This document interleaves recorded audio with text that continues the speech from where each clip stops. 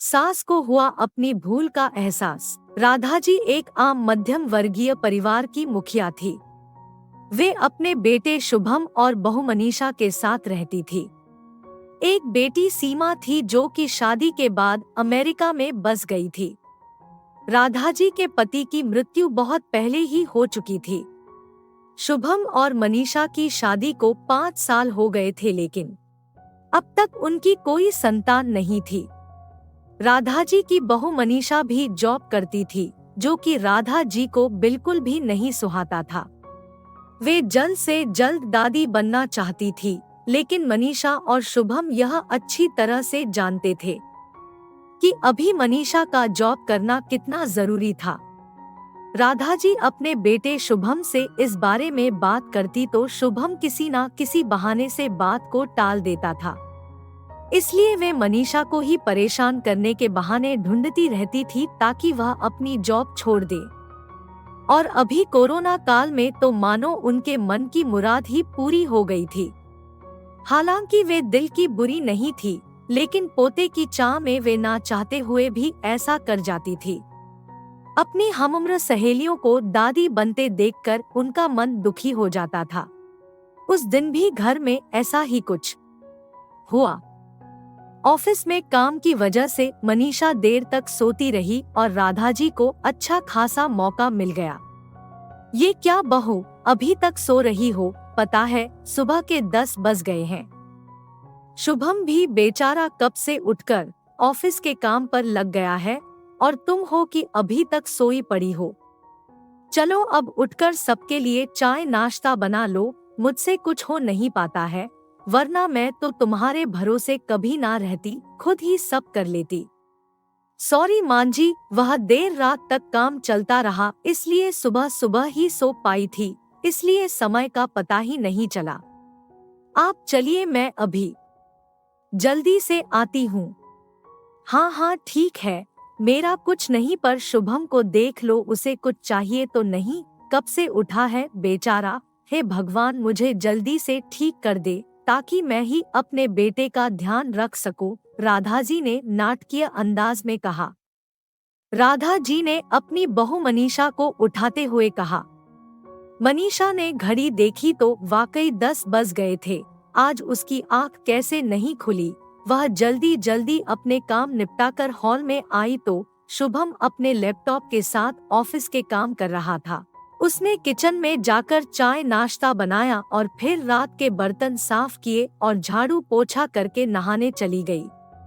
दरअसल corona virus की बढ़ती बीमारी की वजह से शहर में पूरी तरह लॉकडाउन किया गया था, इसलिए काम वाली बाई भी नहीं आ रही थी। मनीषा खुद एक इंटरनेशनल कंपनी करती थी। उसका ऑफिस टाइम होता था। अधिकतर उसे रात में देर तक काम करना होता था। कल भी उसका काम देर तक चलता रहा, इसलिए वह देर तक सोती रही। मनीषा नहाकर आई तो देखा कि उसकी सास अपने कमरे में अपनी सहेली से फोन पर बात कर रही थी।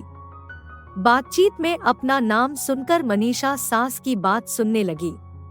अरे शारदा, तुम भी अपनी बहू को ज्यादा सर पर मत बैठाओ। बहू को ज्यादा उड़ने दोगी तो कल को अपनी नौकरी के चक्कर में वह तुम्हें ही घर की नौकरानी बनाकर छोड़ेगी। मैं तो भाई शुरू से ही मनीषा के नौकरी करने के खिलाफ थी। अब करे नौकरी शौक से, पर साथ साथ घर के काम भी करे। मैं तो बदन दर्द का बहाना बनाकर बैठ जाती हूँ, नहीं तो सारे काम का बोझ मेरे सिर पर आ गिरता। मैं कोई मुफ्त की नौकरानी थोड़े ही हूँ। मैं तो कहती हूँ तुम भी यही किया करो। सास की बात सुनकर मनीषा की आंखों में आंसू आ गए।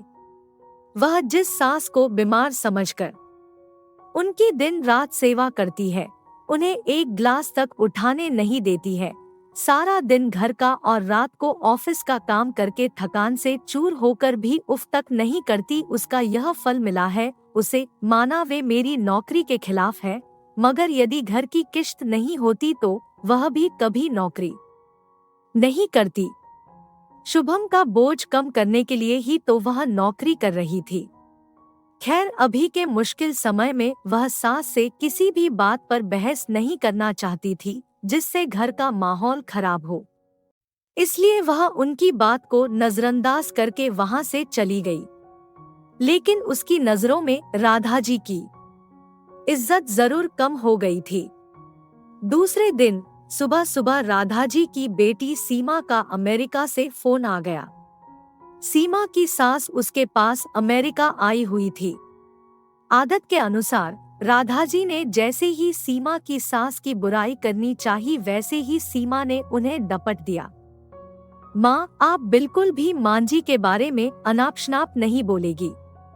पता है आपके चक्कर में आकर मैंने उनके साथ कितना बुरा व्यवहार किया था, लेकिन आज मुझे उनकी कीमत पता चल गई है। तुम तो उनके यहाँ पर आने के कितने खिलाफ थी, मगर आज अगर वे यहाँ नहीं होती ना माँ, तो ना जाने हमारा क्या हाल होता। तुम्हें तो पता ही है कि मेरा नौकरी करना कितना जरूरी है। कोरोना ने यहाँ भी ऐसा कहर ढाया है कि घर से ही सब करना पड़ रहा है। किट्टू का बेबी केयर सेंटर भी बंद है। मैं और राजेश फुल टाइम बिजी रहते हैं। ऐसे में मांझी ने अकेले ही किट्टू के साथ साथ पूरे घर का सारा काम संभाला हुआ है। मुझे कुछ भी नहीं करने देती है। अगर वे नहीं होती तो माँ हमारा क्या होता, यह सोचकर ही रोंगटे खड़े हो जाते हैं। सच में माँ, वे कोई साधारण महिला नहीं है, बल्कि मेरे लिए तो देवी के समान है। मेरे इतना अपमान करने के बावजूद। और सीमा रोने लगी। उसने फोन कट कर दिया। सीमा की बात सुनकर राधा जी की भी आंखें भर आईं। उन्हें अपनी भूल का एहसास हो गया था। मनीषा तो वाकई उनका कितना ख्याल रखती है। उनकी कड़वी बात का भी बुरा नहीं मानती है, उल्टे जवाब भी नहीं देती है। वाकई अभी का समय तो एक दूसरे को हौसला देने का है, सारे गिले शिकवे भुलाकर एक दूसरे की मदद करने का है। तो फिर वे स्वार्थ में कैसे अंधी हो गई थी, इतना कैसे गिर गई थी कि ऐसे मुश्किल समय में अपने ही परिवार की सहायता नहीं कर सकती। उन्होंने उसी समय मनीषा को बुलाकर उसके सिर पर प्यार से हाथ फेरते हुए कहा, मनीषा, आज से घर के कामों की आधी जिम्मेदारी मेरी रहेगी। मैंने आज तक तुम्हें जो भी कहा और किया उसके लिए सॉरी। चलो अब तुम जाकर आराम करो, खाना मैं बना लूंगी। इधर सास का बदला हुआ रूप देखकर मनीषा की भी आंखों में खुशी के आंसू आ गए और अपनी सास के प्रति उसके मन में फिर से पहले वाला सम्मान वापस आ गया था। शायद हमारे जीवन में मुश्किल समय आता ही इसलिए है कि हमें एक दूसरे की अहमियत का पता चले, अपनी गलतियों का एहसास होने और आगे बढ़कर माफी मांगने से वाकई इंसान छोटा नहीं बल्कि बहुत बड़ा हो जाता है, राधा जी की तरह। यदि आपको यह दिल को छू लेने वाली कहानी आपको अच्छी लगी हो तो हमें कमेंट करके बताएं और इस कहानी को शेयर करना ना भूलें।